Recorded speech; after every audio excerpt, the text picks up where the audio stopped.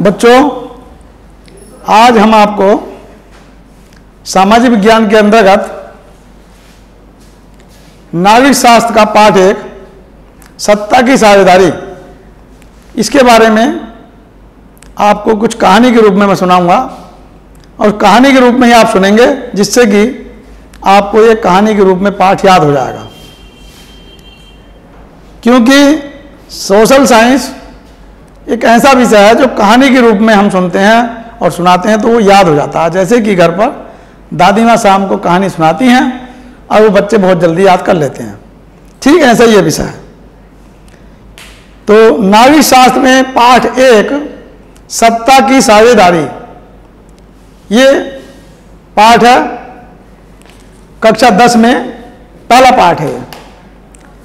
इस पहले पाठ में सत्ता की साझेदारी का मतलब अब मैं आपको बताता हूं, संक्षिप्त रूप में समझिए। सत्ता का मतलब शासन, और शासन में जो साझेदारी है वो सभी वर्गों की होनी चाहिए। लोकतांत्रिक व्यवस्था में ऐसा होता है, किंतु अभी भी कुछ देश ऐसे हैं जहां पर सभी वर्गों को सत्ता में प्रतिनिधित्व नहीं मिलता।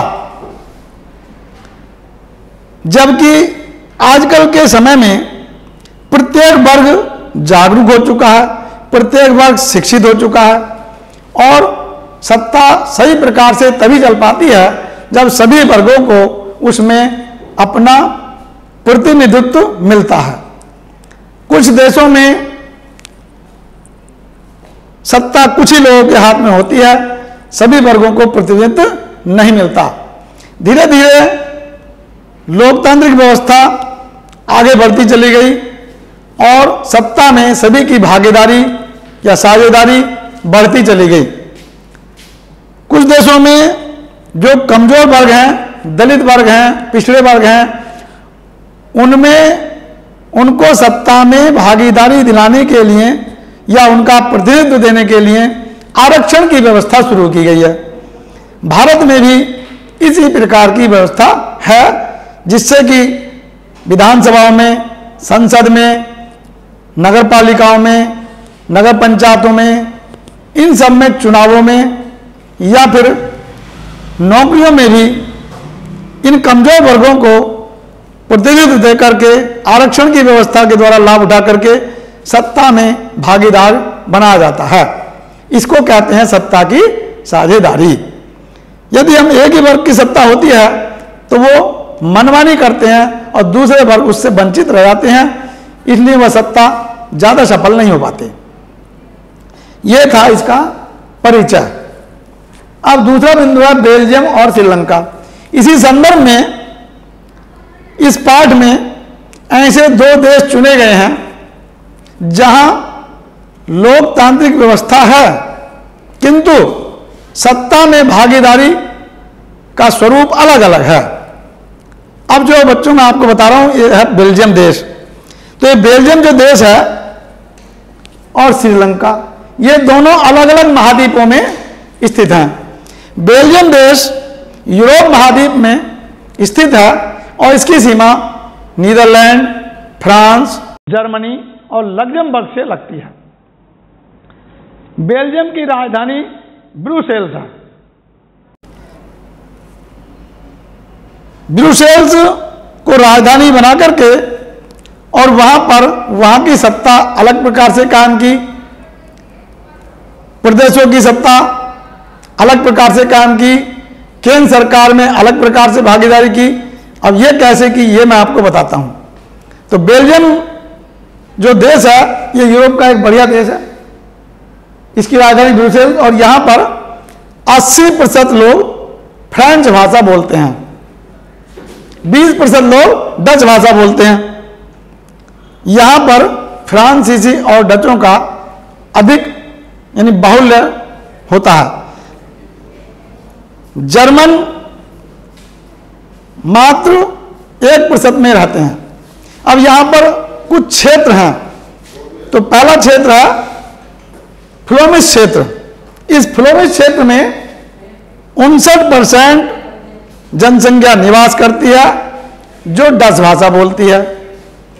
दूसरा बोलीविया क्षेत्र, यहां पर 40% लोग रहते हैं, जनसंख्या का 40% लोग रहते हैं जो फ्रेंच भाषा बोलते हैं, और जो 1% लोग हैं वो जर्मन भाषा का इस्तेमाल करते हैं। तो इस प्रकार से ये जो बेल्जियम देश है, ये क्षेत्रफल में हमारे हरियाणा प्रदेश से छोटा है और जनसंख्या में हरियाणा से दुगना है। इस प्रकार बेल्जियम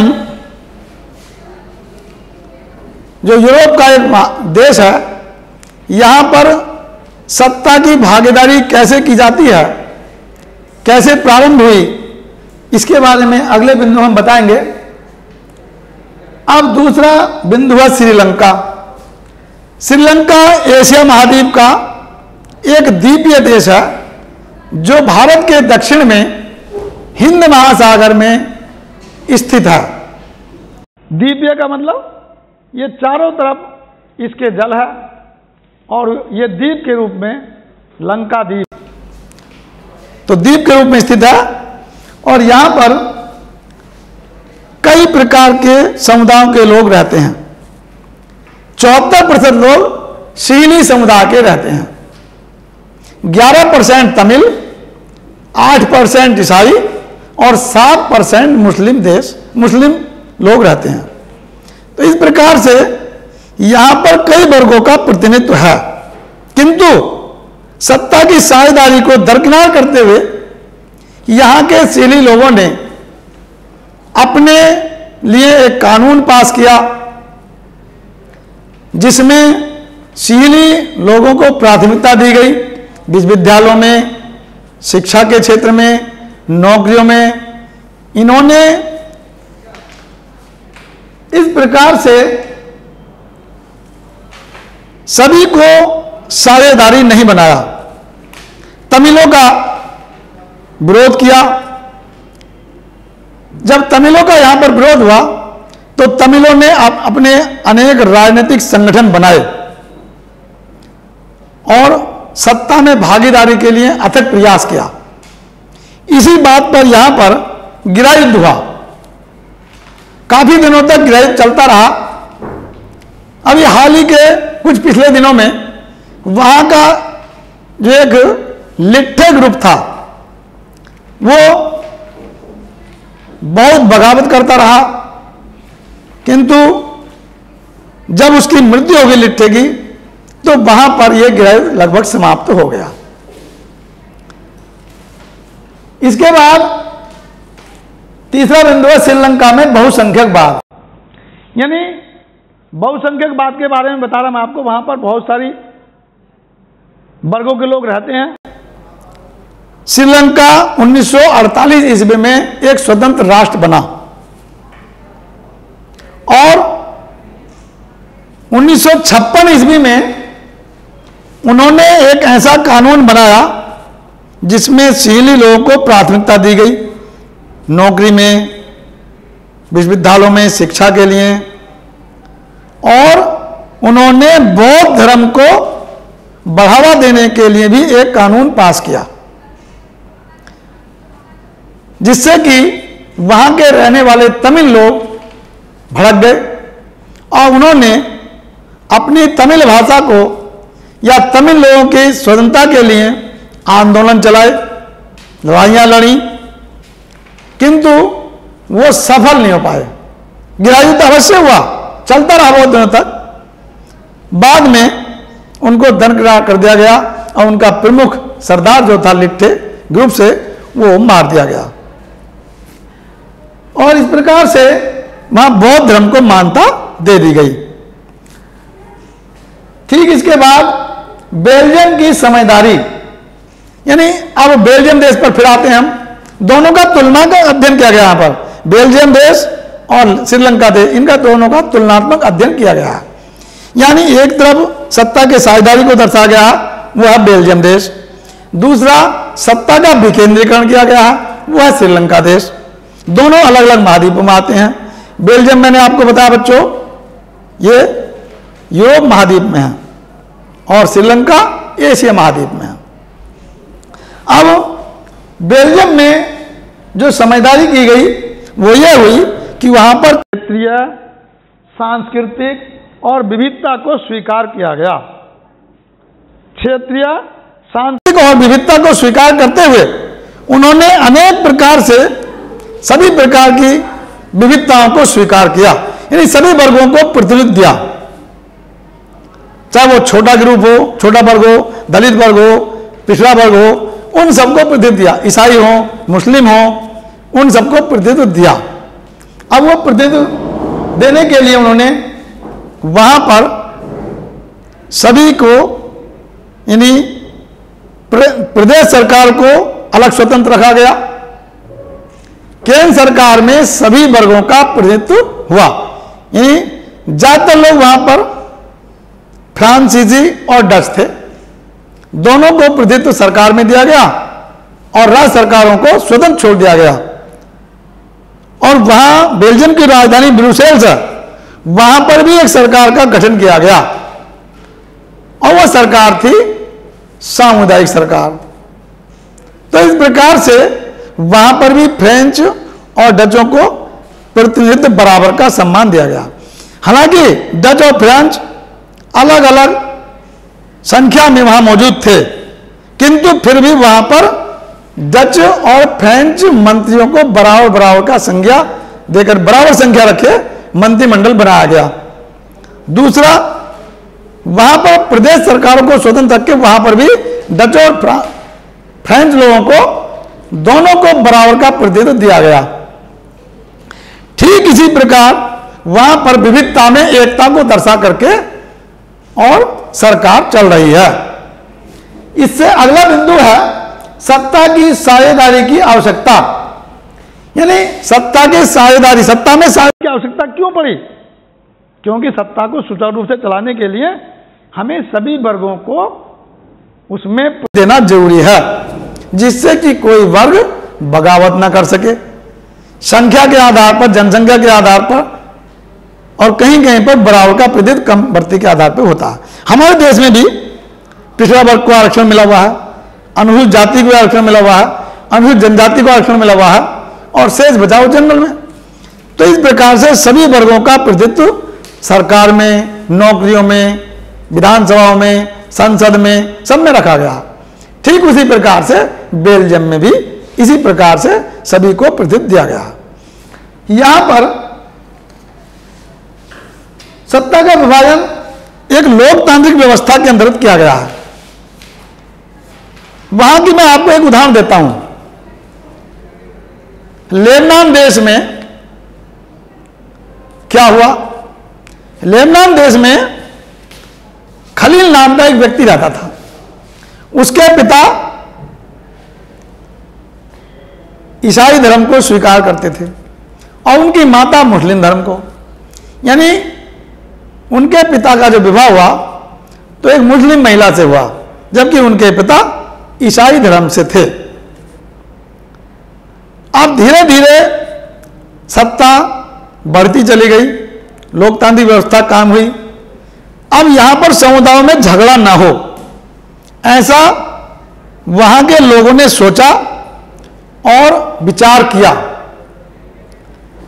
इसके संदर्भ में वहां कुछ ऐसे नियम बनाए गए। जो वहां का राष्ट्रपति था वो कैथोलिक ईसाई होता था, वहां का प्रधानमंत्री सुन्नी मुसलमान को रखा गया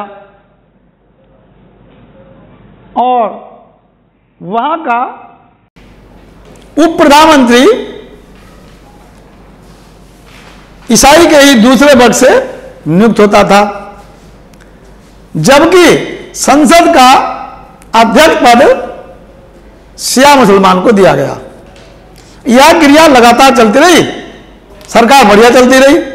किंतु खलील ने सोचा,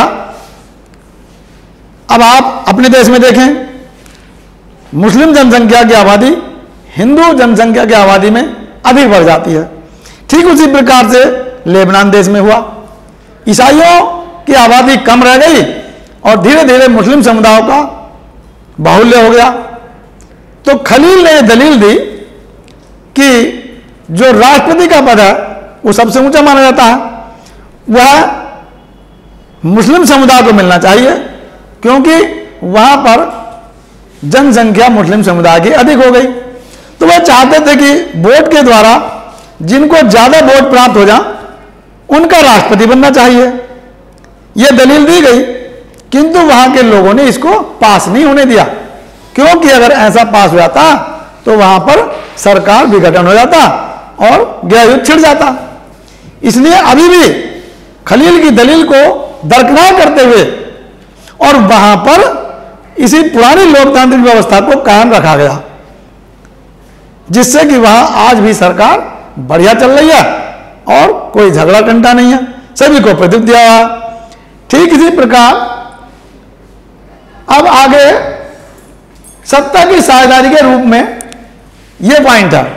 तो सत्ता के साझेदारी के रूप में हमें क्या करना चाहिए? एक लोकतांत्रिक व्यवस्था का यह तकाजा है कि लोकतांत्रिक व्यवस्था में सत्ता या शासन के, सरकार के 3 अंग होते हैं।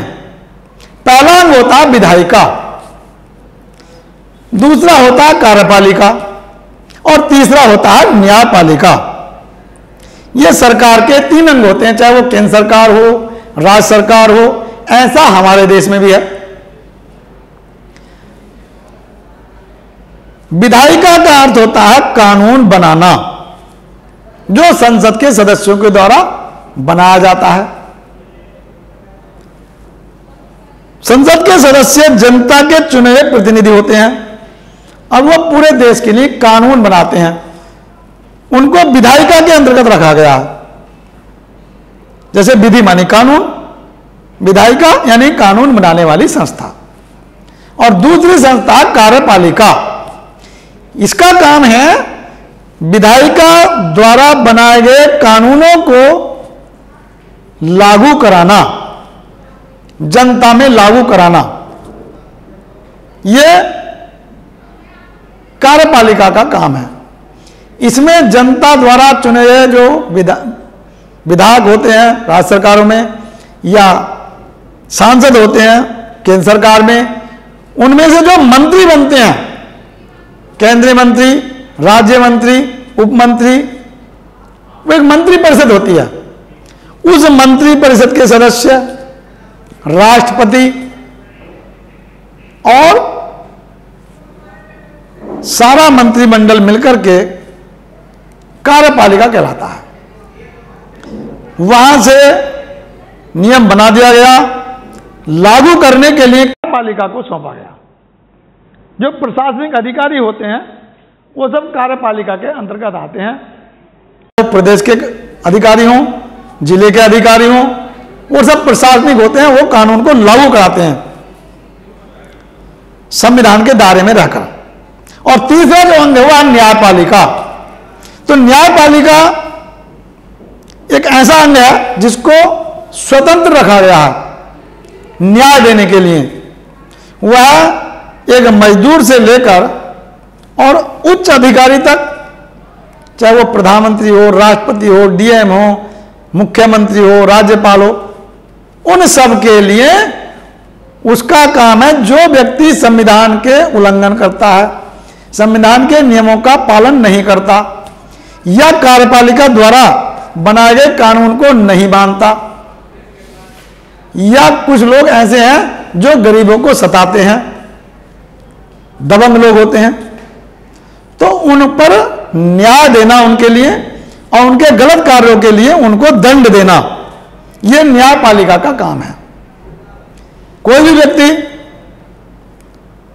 किसी व्यक्ति को यदि सता रहा है तो जो व्यक्ति सताया जा रहा है वो संविधान के दायरे में रहकर, और जो व्यक्ति उसको सता रहा है उसके प्रति पास के नजदीक के किसी भी न्यायालय में जाकर एक एफआईआर दर्ज करा सकता है और उसमें उसके प्रति शिकायत दर्ज करेगा जो थाने में दी जाती है।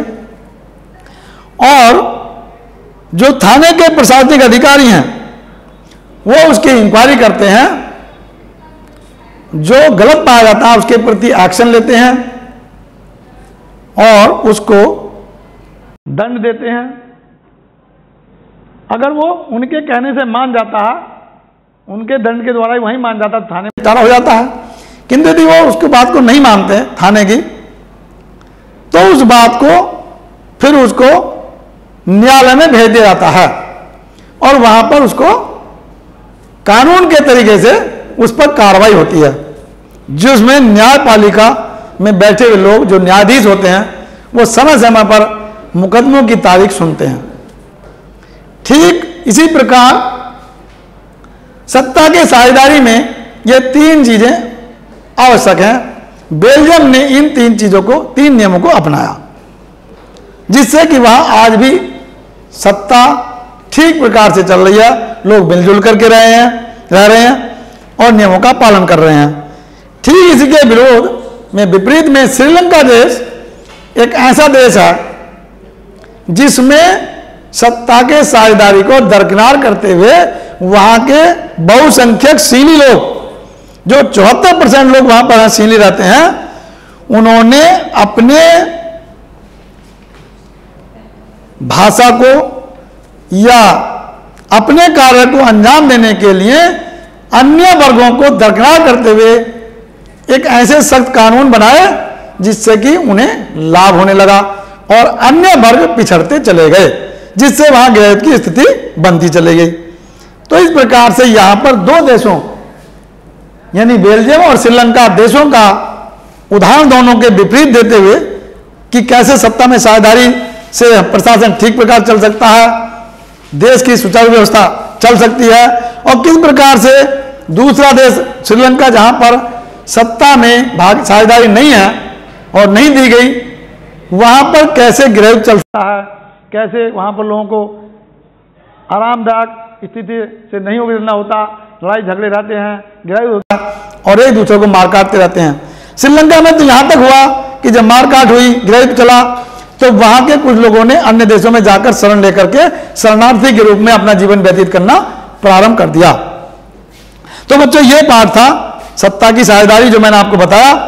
अब 20 जुलाई से जो आपके मासिक टेस्ट होंगे, तिथि क्रम भेज दी गई है, तो जिनका पंजीकरण हो चुका है वही इस परीक्षा में बैठ सकेंगे, और जिनका पंजीकरण नहीं हुआ अभी 20 तारीख तक करा लें और अपनी परीक्षा में बैठने के लिए अपना स्थान सुरक्षित कर लें।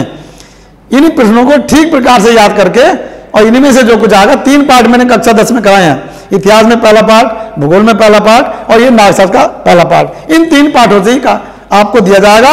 अर्थशास्त्र का पार्ट कुछ विशेष कारणों से नहीं हो सका है, तो वो आगे वाले टेस्ट में आएगा। ठीक है बच्चों, ओके, धन्यवाद।